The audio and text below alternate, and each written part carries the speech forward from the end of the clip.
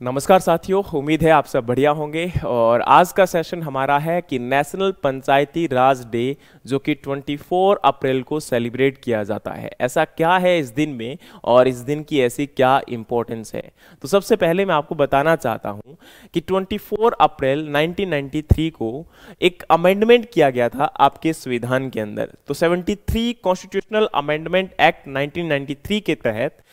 पंचायती राज system को संवैधानिक दर्जा मिला था। तो इससे पहले क्या था, आप लोग जानते होंगे कि एक प्रकार से जो पंचायती राज सिस्टम होता है उसके तहत गांव के जो लोग होते हैं या ग्रामीण स्तर के ऊपर उन लोगों को अपने ही एरिया को, अपने क्षेत्र को, अपने गांव को, अपने समुदाय को सुधारने के लिए इस सिस्टम को लाया गया था।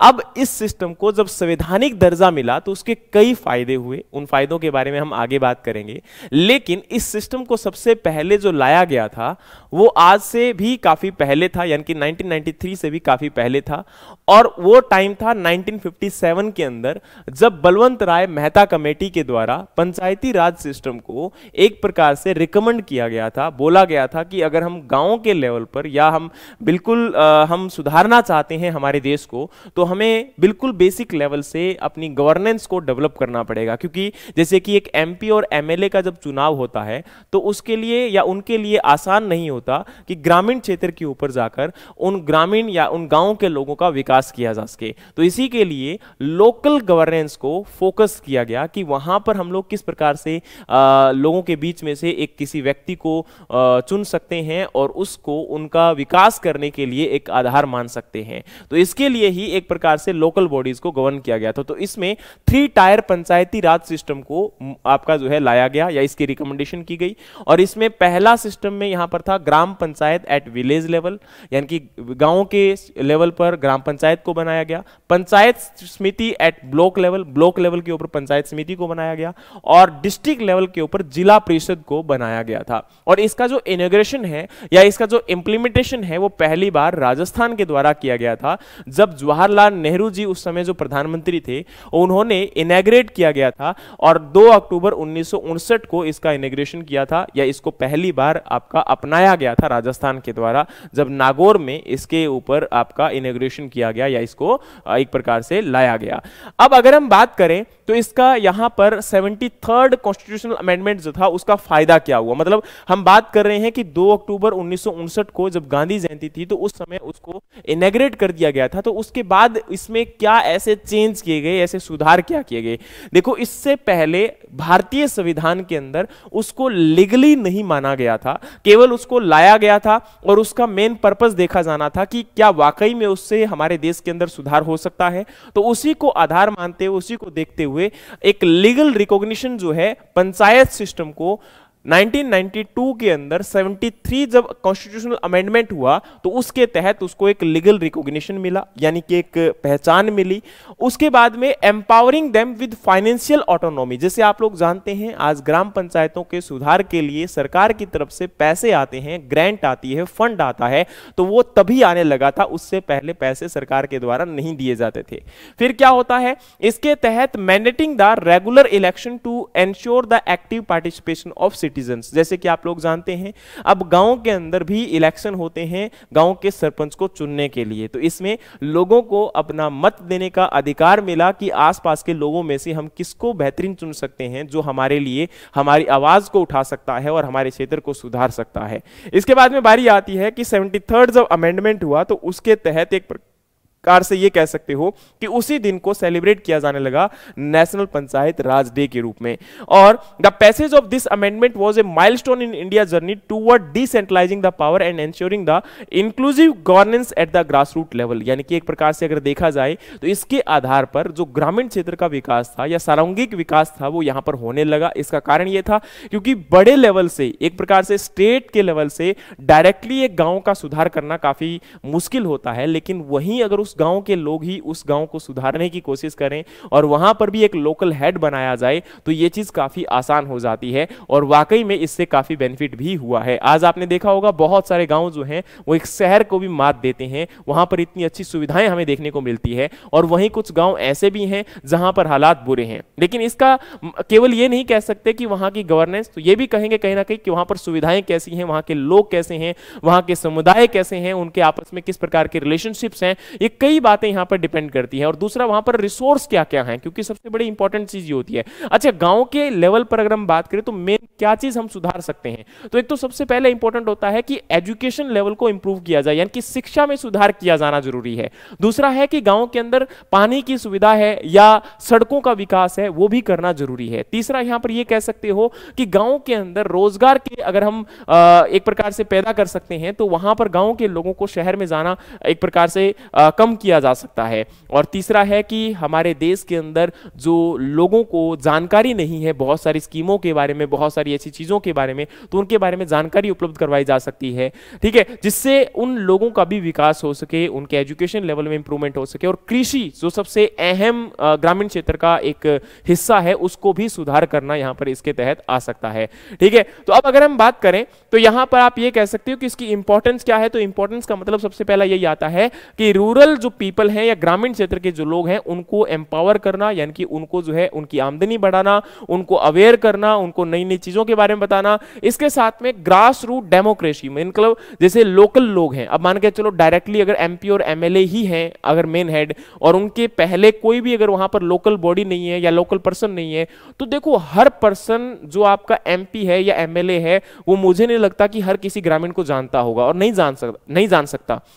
इसीलिए सरपंच जो है वो उस गांव को रिप्रेजेंट कर सकता है, उसको वहां पर अपने आप को दिखा सकता है कि मैं इस गांव का सरपंच हूं और मेरे गांव में इन सुधारों की आवश्यकता है या इन लोगों के साथ गलत हो रहा है, या जैसे पुलिस स्टेशन के अंदर किसी प्रकार की कोई दिक्कत आती है तो वहां पर ये लोग पहुंच सकते हैं और अपनी बात उस सरपंच के थ्रू रखी जा सकती है, और ऐसा होता भी है गांव के अंदर। वहीं पर इसके साथ में बारी आती है रूरल डेवलपमेंट, जो कि मैंने अभी बताया कि गांव के अंदर कोई इंफ्रास्ट्रक्चर डेवलप करना है, या जैसे ग्राम के अंदर ग्राम पंचायतें बनानी है, या वहां पर किसी प्रकार से स्टडी के लिए, एजुकेशन सिस्टम को डेवलप करने के लिए, स्कूल डेवलप करने के लिए, सड़कों को डेवलप करने के लिए, है ना, लाइट सिस्टम को बनाने के, मतलब लाइट सिस्टम वहां पर आपका डेवलप करने के लिए, मार्केट जो है डेवलप करने के लिए, इन सब के लिए वहां पर, या एजुकेशन के साथ साथ हेल्थ यानी कि स्वास्थ्य संबंधी अगर वहां पर हॉस्पिटल्स वगैरह उनको डेवलप करना है या फिर उनको ऑर्गेनाइज करना है, तो ये एक प्रकार से ग्रामीण या ग्राम पंचायत के माध्यम से किया जा सकता है। फिर बारी आती है जी सपोर्ट द इंक्लूसिव, मतलब इसके साथ में जो विमेन है यानी कि ग्रामीण महिलाएं हैं या एससी एसटी कास्ट के जो पीपल्स हैं,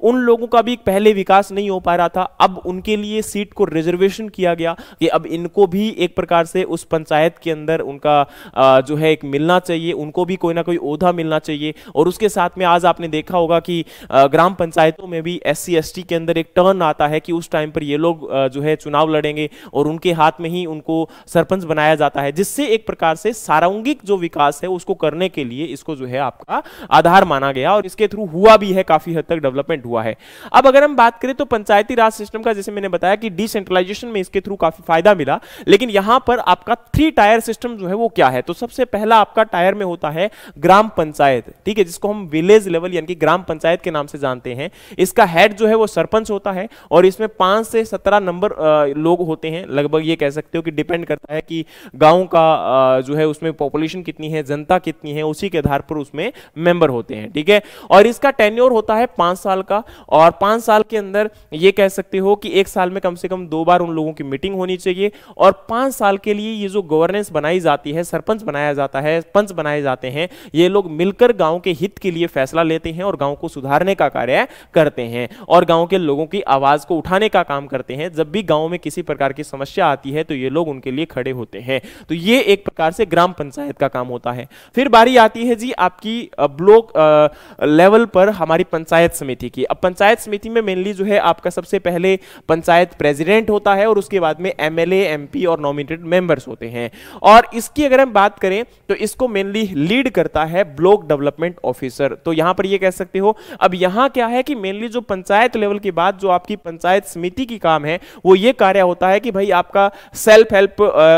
जो ग्रुप्स हैं उनको प्रमोट करना, इसके साथ में जो स्टैंडर्ड ऑफ लिविंग है उसको इंप्रूव करना, ठीक है। मतलब मतलब वही डेवलपमेंट है उसको थोड़ा सा और अच्छे लेवल से और ब्रॉड लेवल पर इसको जो है आपका रन किया जाना। जैसे आपके 5, 10, 15 गांव हैं तो उनको कैसे सुधारा जा सकता है, एक ब्लॉक को कैसे सुधारा जा सकता है, तो उसके लिए ब्लॉक डेवलपमेंट ऑफिसर वहां पर कार्यरत रहता है। और फिर बारी आती है जी जिला परिषद, जो कि डिस्ट्रिक्ट लेवल पर होता है, और इसका मेन एक हेड आप कह सकते हो जो कि पंचायत यूनियन चेयरमैन होता है, एमएलए, एमपी, डिस्ट्रिक्ट कलेक्टर। लेकिन इसको जो रन करता है, इसको जो लीड करता है, वो डिस्ट्रिक्ट कलेक्टर करता है। और यहां पर पूरे जिले के सुधार के लिए कार्य किए जाते हैं। एक जिले के अंदर जो भी विकास कार्य किए जा सकते हैं, चाहे वो एजुकेशन संबंधित है, वो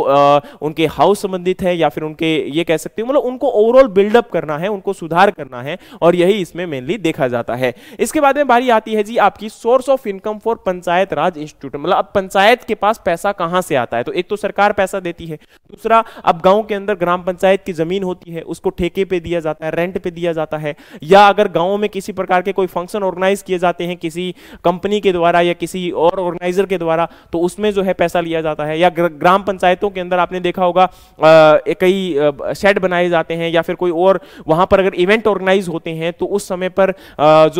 उनके पास पैसा आता है, या फिर कोई मुआवजा के तौर पर जो पैसा आता है, वो एक ग्राम पंचायत का ये कह सकते हो कि इनकम का सोर्स होता है। और उसी के आधार पर उस गांव के अंदर जितना भी विकास करना होता है, सड़कें बनानी है, स्कूल को बनाना है, स्वास्थ्य संबंधित सुधार करने हैं, पेड़ लगाने हैं, तो वो सब इसी के आधार पर किए जाते हैं। और इसके बाद अगर हम बात करें तो यहां पर आपका साइलेंट फ्यूचर क्या है, तो मैंने बताया कि मेनली यही है कि एजुकेशन, कम्युनिकेशन, हेल्थ यानी कि स्वास्थ्य, एग्रीकल्चर यानी कि कृषि, कोऑपरेशन, ड्रिंकिंग वाटर यानी कि पीने के पानी की सुविधाएं उपलब्ध करवाना, सफाई का ध्यान रखना, ठीक है, स्ट्रीट लाइटिंग अवेलेबल करवाना, बेसिक इंफ्रास्ट्रक्चर, ग्रामीण क्षेत्रों के अंदर जो लोग रहते हैं उनके बीच में अवेयरनेस फैलाना, ठीक है, तो ये सारा काम इसका रहता है। और वहीं अगर हम बात करें तो इसके शॉर्टकमिंग क्या है, मतलब मेजर प्रॉब्लम क्या है। एक तो ये होता है कि कई बार erosion of authority by representative, कई बार क्या होता है कि जो लोग गांव में अच्छे से सरपंच बनते हैं या किसी शेड्यूल कास्ट के या विमेन, तो कई बार उनकी जगह पर कोई दूसरा वहां पर सरपंची कर रहा होता है, या फिर कई बार सरपंचों को ही दबा दिया जाता है एमएलए एमपीज के द्वारा, या हम ये कह सकते हैं by passing the election member by directly using the technical staff. मतलब यहां पर क्या है कि जैसे कई बार जो मतलब ये कह सकते हो कि जो लोग वहां पर सरपंच करते हैं या सरपंच हैं, उनका आधार नहीं माना जाता, वहां पर जो टेक्निकल पर्सन होते हैं या जो वहां के अधिकारी होते हैं वो कई बार उनका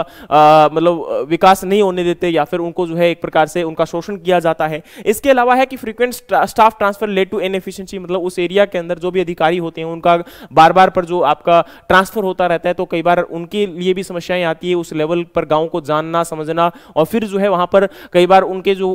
डेवलपमेंट वर्क होते हैं वो कंप्लीट नहीं हो पाते हैं, या एक प्रकार से पुअर रिसोर्स मोबिलाइजेशन है, जिसके अंदर ये कह सकते हो कि डेवलपमेंट के लिए जो एफर्ट लगने चाहिए उन रिसोर्सेज को कहां पर कैसे यूटिलाइज किया जा सकता है, तो वो उतना अच्छे से नहीं हो पाता, क्योंकि ग्रामीण क्षेत्र में कई बार लोगों को जानकारी भी उतनी अच्छी नहीं होती है, तो उसकी वजह से ये चीजें रह जाती है। तो ये कह सकते हो कि ये आपका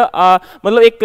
लिमिटेड कंडीशन है, लेकिन आज के समय पर ये चीजें काफी हद तक बदल चुकी है, उतना ज्यादा इसका फर्क नहीं पड़ता। फिर बारी आती है कि अवार्ड एंड रिकॉग्निशन, मतलब जो भी ग्राम पंचायतें अपने लेवल पर अच्छा करती हैं, अपने ग्राम को सुधारने का कार्य करती हैं, वहां पर उनको 2 अवार्ड भी दिए जाते हैं। एक का नाम है नानाजी देशमुख नेशनल गौरव ग्राम सभा अवार्ड, और दूसरा आपका है देवीलाल अवार्ड, ठीक है। तो चौधरी देवीलाल अवार्ड और नानाजी देशमुख जो नेशनल आपके अवार्ड हैं, इन दोनों ही अवार्ड को जो रिप्रेजेंटेटिव होते हैं उनको दिए जाते हैं, ताकि वो अपने गांव के अंदर जो भी शिक्षा का या स्वच्छता का या एक प्रकार से सफाई का, रोड का, इंफ्रास्ट्रक्चर का, उनको सुधारने के कार्य करते हैं और उन एरिया में बेस्ट करते हैं, तो उनको ये अवार्ड जो है आपका रिकॉग्नाइज किया जाता है या दिया जाता है। फिर बारी आती है जी, क्या आपके पंचायतों को इंप्रूव करने के लिए कोई इनिशिएटिव भी चलाए जा रहे हैं? बिल्कुल चलाए जा रहे हैं। जैसे आपका ई पंचायत प्रोजेक्ट है, ई पंचायत प्रोजेक्ट को मेनली जो एडमिनिस्ट्रेशन लेवल सिस्टम है आपके पंचायत का, उसको डिजिटलाइज करने का मेन टारगेट है इसके तहत। और दूसरा बारी आती है जी स्वामित्व स्कीम। स्वामित्व स्कीम एक बहुत अच्छी स्कीम अभी सेंट्रल गवर्नमेंट के द्वारा रन की जा रही है। इसमें ग्रामीण जो आपके एरिया है उनका सर्वे किया जाएगा और उनकी मैपिंग की जाएगी, जिसके तहत जो विलेज एरिया है उनका टेक्नोलॉजी से क्या होगा, इंप्रोवाइज टेक्नोलॉजी के साथ मैपिंग होगी, तो वहां पर एक प्रकार से जो प्रॉपर्टी राइट है ग्रामीण क्षेत्र के लोगों को, उनको अच्छे से दिए जाने, और मॉडर्न टेक्नोलॉजी से ये होगा तो ग्रामीण क्षेत्रों को लोगों को कोई दिक्कत भी नहीं आएगी, और बहुत अच्छे से इन प्रॉपर्टीज का असेसमेंट करके उनको लीगल राइट दिए जा सकते हैं, ताकि आज के समय में जो शोषण हो रहा है ग्रामीण क्षेत्र के लोगों को वो आने वाले टाइम में ना हो। मतलब उनको अधिकार मिले, चाहे वो उनके घर रहने के हैं या फिर उनके जो है आपका खेतों के हैं, तो उनको एक प्रकार से राइट दिए जाने बहुत जरूरी हैं। तो इनके अधिकारों के लिए उनको एक प्रकार से लैंड राइट प्रोवाइड करवाने के लिए स्वामित्व योजना को लाया गया है, ठीक है। अब यहां जो है इसके बारे में हम ये कह सकते हैं कि ये पूरा पंचायती राज सिस्टम था और इससे क्या क्या फायदे होते हैं, क्यों इसको लाया गया, इसमें क्या अमेंडमेंट किए गए, ये सारी हमारी आज की बातें थी। उम्मीद है कि ये सेशन आपको पसंद आया। इसी प्रकार के और भी एग्रीकल्चर और रूरल डेवलपमेंट के रिगार्डिंग फैक्ट्स और नए वीडियोस को देखने के लिए या एग्रीकल्चर के बहुत सारे इंपॉर्टेंट टॉपिक को समझने के लिए हमारे चैनल को फॉलो कर लीजिएगा। मिलते हैं नेक्स्ट किसी टॉपिक के साथ, तब तक के लिए जय हिंद, जय भारत।